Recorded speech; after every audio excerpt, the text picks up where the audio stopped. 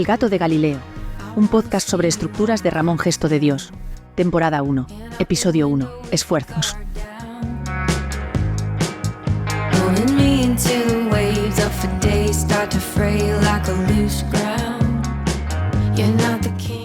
Hola a todos, buenos días, buenas tardes o buenas noches, dependiendo de la hora en que nos escuchéis. Mi nombre es Ramón Gesto y este es el supuesto primer episodio de un podcast que va a tratar sobre el mundo de las estructuras.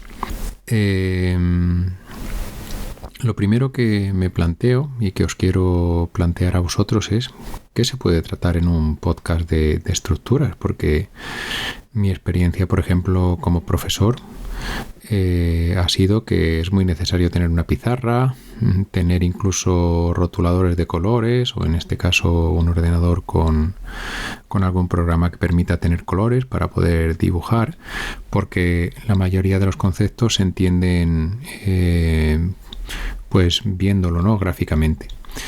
Entonces, ¿qué se puede hacer en un podcast de estructuras? Pues muchas cosas.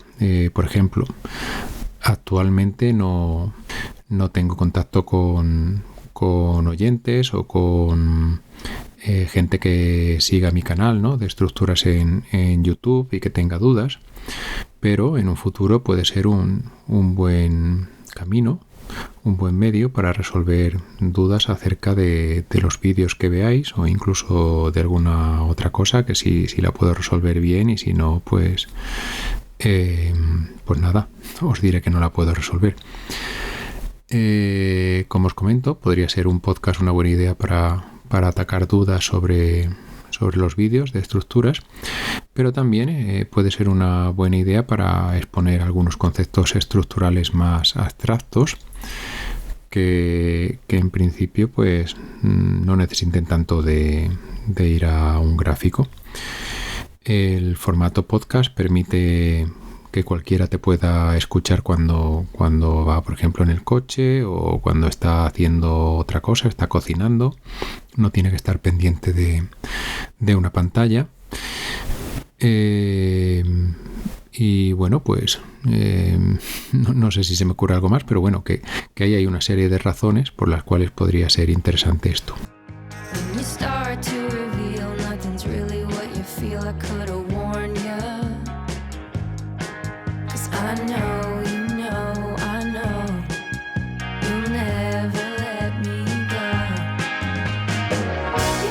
¿Qué hacer en un primer episodio? Pues la verdad es que ni siquiera lo he pensado, Me he lanzado aquí a hablar y bueno, pienso que una buena cosa, algo que no es muy complicado, que a lo mejor lo puedo animar simplemente con historias, es hablar de los tipos de esfuerzo que existen, ¿no? Los esfuerzos son, ¿cómo podemos decir? Son las fuerzas internas que suponemos que existen en los cuerpos, ¿no? En los cuerpos con los que nosotros trabajamos en estructuras.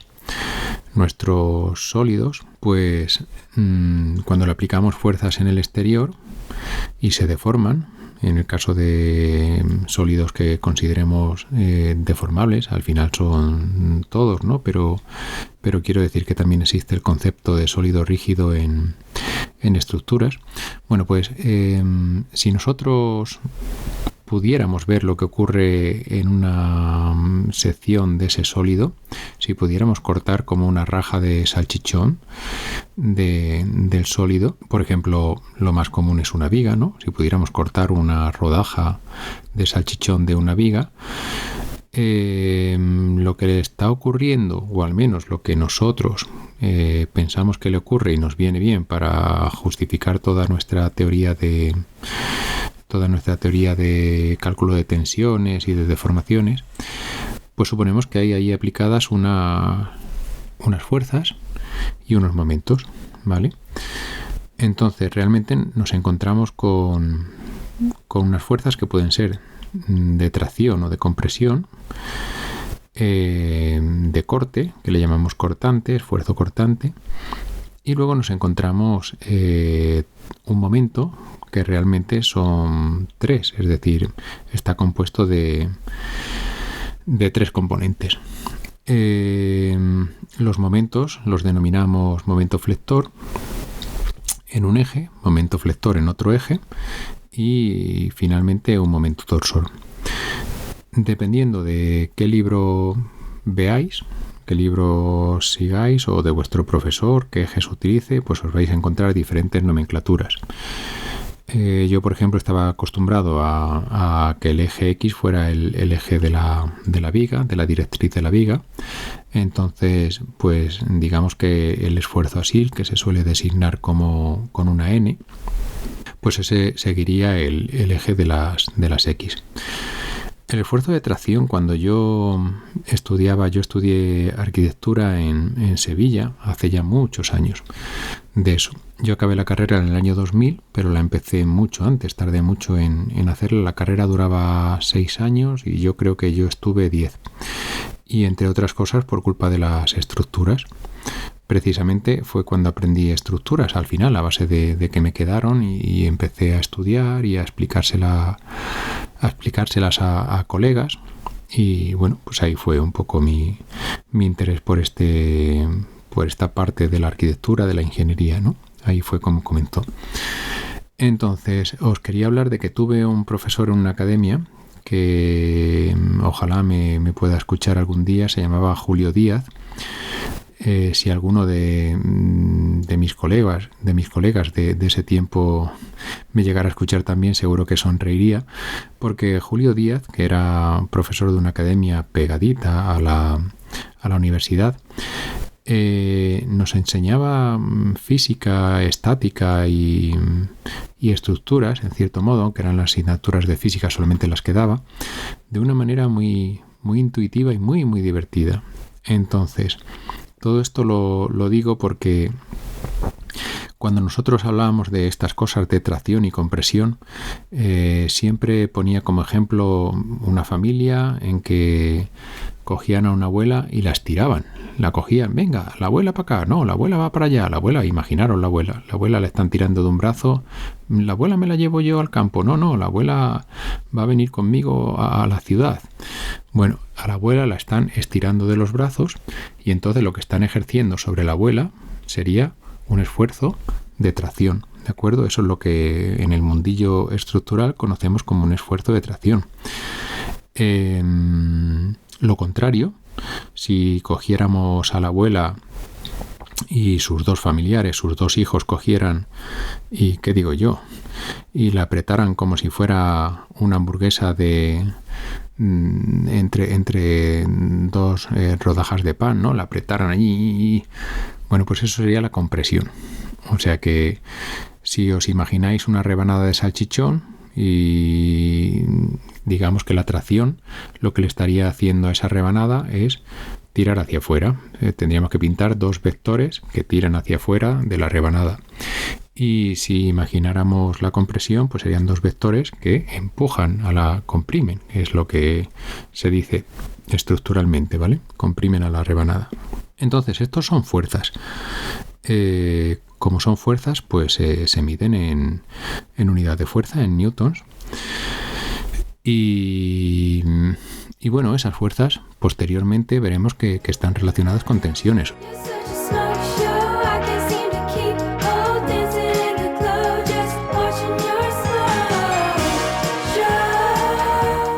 Tenemos un tipo de esfuerzo que sería el esfuerzo asil, que se me ha olvidado deciroslo, y este tipo de esfuerzo asil comprende tanto la tracción como la compresión.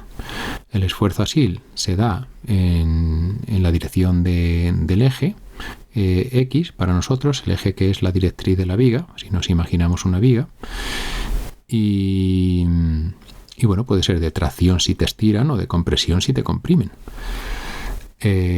Pensad que hay algunos materiales que les duele más la tracción que la compresión, por ejemplo el hormigón, ¿no? Podría ser un caso.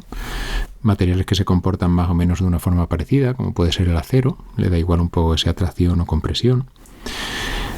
Y bueno, y poco más. Entonces, que os hagáis una idea de, digamos, los 6 tipos de esfuerzos que hay, pues ya hemos visto el primero, el esfuerzo asil, que origina tracciones y compresiones.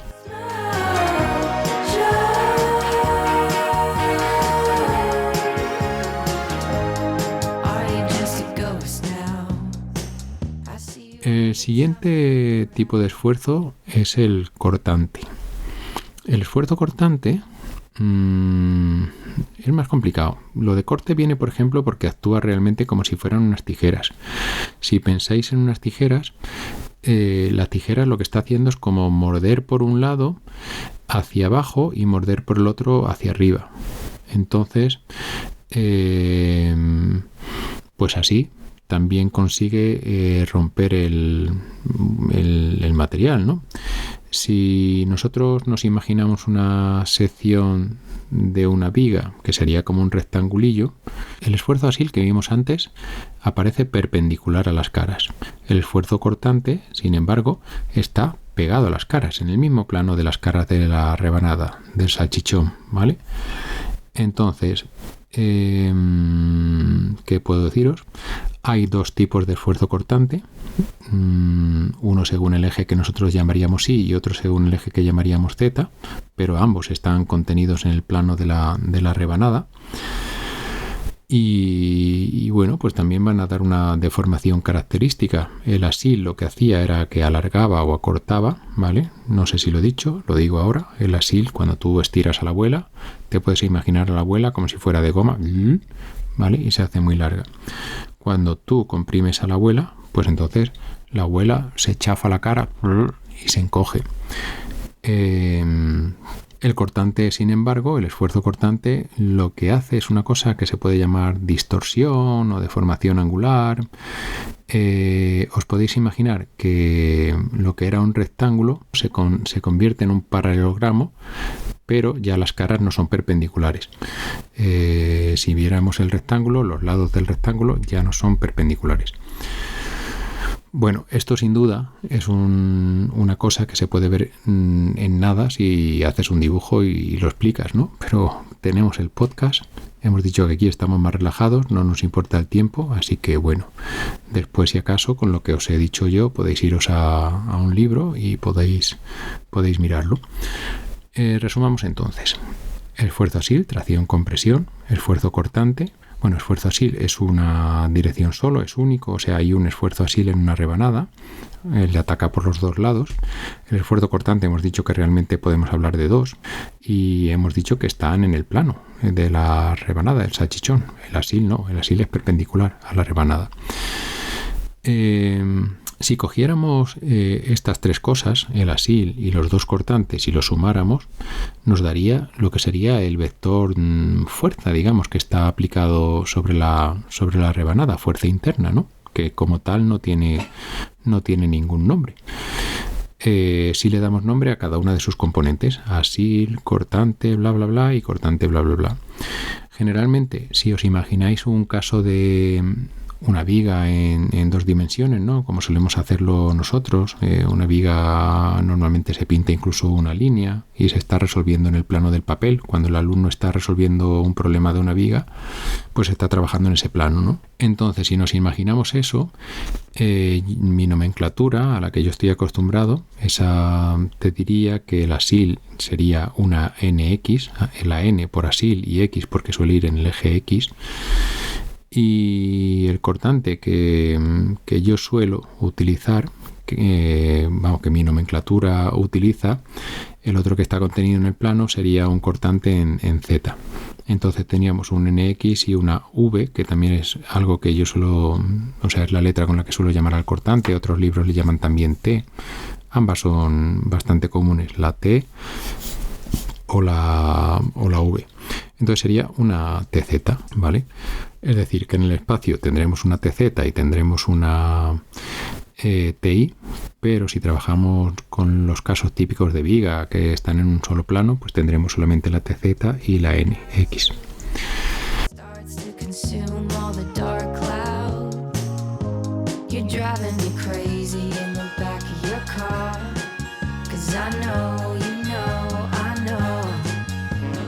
Muy bien, pues entonces ya tendríamos un poco lo que sería el esfuerzo así, el esfuerzo cortante, y ahora nos queda hablar un poco de los momentos. Va a pasar lo mismo, realmente sobre la sección lo que actúa es un momento, ¿vale? Un momento que estaría aplicado en el centroide de la sección, ¿vale? Entonces ese momento como vector se va a descomponer en 3 y le llamamos también con cada uno con su nombre. Por ejemplo, el cacho de componente que queda según el eje X, según el eje de la directriz de la viga, a ese le llamamos momento torsor, ¿vale? Y el momento torsor lo que hace es lo que vosotros sabréis de sobra cuando coges una toalla, por ejemplo, y quieres quitarle todo el agua, una toalla empapada, y entonces la retuerces, ahí estarías como torsionando, ¿vale? Los otros dos, sin embargo, las otras dos componentes, que podríamos llamarle la MI y la MZ también, pues esos son flectores, momentos flectores.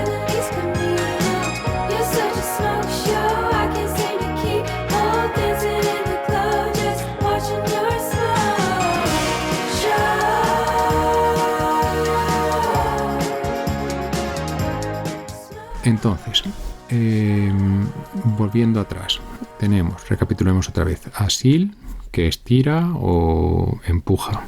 Tenemos lo que es tracción, compresión. Cortante, que hace como harían unas tijeras. Por un lado es como que raspa hacia arriba y por el otro lado como que raspa hacia abajo. Con eso de que raspa quiero decir que os tenéis que imaginar que yo pongo, por ejemplo, las manos en la rodaja de salchichón, ¿vale? Pegadas, y con una mano intento subir para arriba y con otra hacia abajo, ¿vale? Eso sería lo que hace el esfuerzo cortante. El torsor, que hemos dicho que lo que hace es como si retorciera una toalla, pero eso lo que se lo hace es a la viga. Y por último me quedan los flectores. Pues los flectores lo que hacen es como curvar la viga. Es lo que estaréis muy acostumbrados. Por ejemplo, un flector es lo que aparece cuando tenemos una estantería cargada de libros, y la estantería veis que se ha curvado, la tabla que forma la estantería, que era recta inicialmente, se ha curvado y tiene, por decirlo así, una panza normalmente en el medio, ¿no? Si está cargada uniformemente, pues eso. Esa curva va a tener un nombre, se le va a llamar la curva de la elástica, pero en definitiva es la deformada por culpa de la flexión. Entonces, ¿cómo identificamos la flexión? Pues porque la viga tiene lo que le vamos a llamar curvatura, ¿vale? Y ya está. Va a haber dos flexiones, dos momentos flectores, con lo cual va a curvar la viga de dos maneras diferentes, según un plano y otro. Y eso es todo.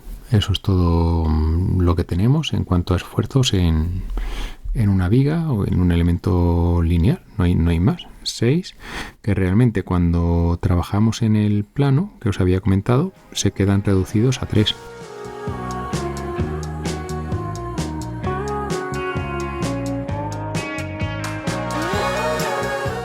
Por ejemplo, los programas de cálculo que se utilizan habitualmente hoy en día, pues todos tienen ya los 6 esfuerzos, ¿no? Son como que hacen un cálculo espacial. Pero al principio, yo lo recuerdo todavía, los primeros programas de cálculo pues eran en el plano, ¿no? En el plano que yo le he llamado XZ. Con lo cual, lo que te daban son los 3 esfuerzos que hemos dicho. El asil, uno de los cortantes y un flector. Todavía, bueno, yo ya no doy actualmente clases en la universidad, pero vamos, todavía lo que se estudia cuando estudias estática o cuando estudias resistencia de materiales, lo que más se estudia es eso, son vigas en las que analizas esos 3 esfuerzos, ¿no? Calcular las reacciones, también en el caso plano, con lo cual te vas a encontrar una RX, una RI y un momento, y luego a partir de ahí calcular los esfuerzos.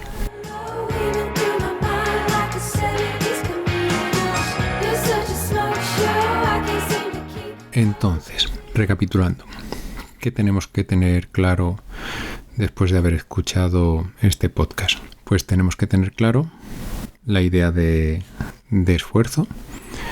Hemos dicho que para analizar el concepto de esfuerzo es necesario, como digamos, ir al interior del sólido. Normalmente hablamos de vigas, de elementos lineales.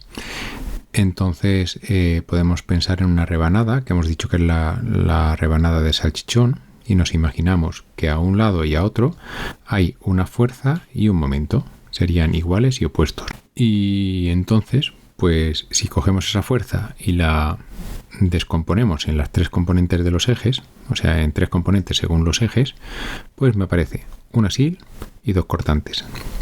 Y por otro lado tenemos un momento. Entonces, un momento, ese se va a descomponer en dos flectores y un torsor. El asil y el torsor están en el eje, digamos, de la directriz de la viga. Y los cortantes y los flectores no, están en los otros ejes. ¿Y qué más hemos dicho? Hemos dicho también cómo son las deformaciones que producen, o si no queremos llamarles deformaciones, podemos hablar de cómo cambian, cómo hacen que cambie la rebanada, ¿no? Estos esfuerzos. Entonces el asil de tracción hace que se alargue, que era la abuela estirada. El asil de compresión hacen que se acorten, que decíamos que era el filete de hamburguesa emparedado entre los panes, cuando tú lo empujas. Y el cortante lo que hace era, habíamos dicho que, por ejemplo, si la rebanada la vemos de perfil, ¿no? Pues entonces veríamos que es como un rectángulo, pero cuando actúa el cortante lo convierte como en un paralelogramo. ¿Y qué hacía el torsor? Pues el torsor hace como que te retuerce. ¿Y qué hacían los dos flectores? Pues los dos flectores crean curvatura. Podéis pensar en un momento dado en el bastón de Charlie Chaplin, de Charlotte, el personaje de Charlotte, que eso es un fenómeno que llamamos pandeo, pero que en definitiva también es una flexión. Y poco más. Con eso damos por terminado este primer podcast de hoy. Y bueno, pues si me seguís, pues podéis hacer algún comentario en los vídeos o en este podcast, y bueno, en lo que pueda resolver os ayudaré. Poco más, un saludo, espero que os sea útil este primer podcast, y yo tengo intención de seguir adelante con él. Venga, hasta luego, adiós a todos.